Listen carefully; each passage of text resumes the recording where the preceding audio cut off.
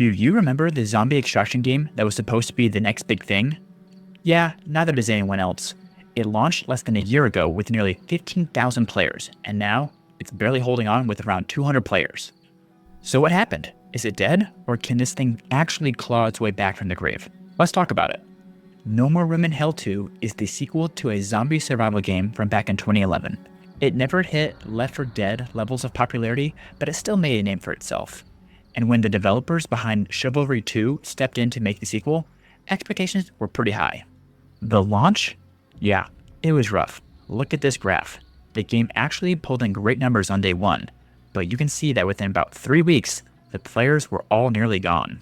It honestly felt like an unfinished alpha, which is brutal when you've waited almost 8 years for a sequel.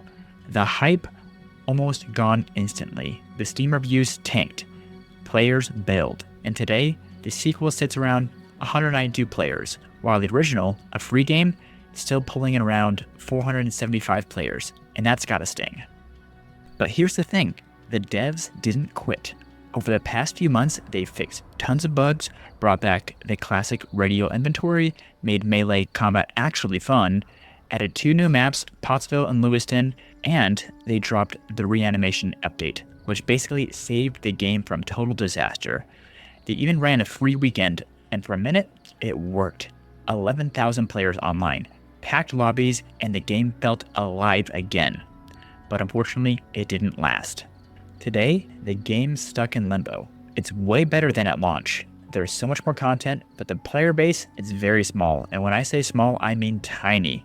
You play a match, launch another round, there's a good chance it's all the same players. You hop in on the next night, you'll probably see the same players and the same names all over again. And for new players, it's rough. Most of the folks left have played the game a lot.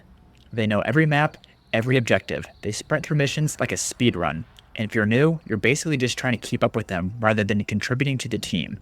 It can be frustrating if you don't know what to do or what the flow is yet.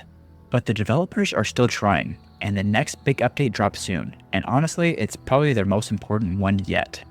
I'm guessing the success of this update will basically determine whether real funding continues for this game, or if the team gets trimmed down to a skeleton crew just patching bugs until the plug gets pulled. First up, they're bringing back their Broadway map from the first game. They're putting a big bet on nostalgia for players, and honestly, this game desperately needs more maps. They're also adding a tutorial gym, which, like we already talked about, is badly needed. With how experienced the remaining player base is, new players aren't even sidekicks, they're just observers, so giving them a place to practice is a smart move. Then, we've got Customization 1.0. I'm assuming this finally means you can actually pick what your character looks like, maybe even name them what you want, instead of relying on a random name generator. Don't worry though, my girl Spruce, they can't patch personality.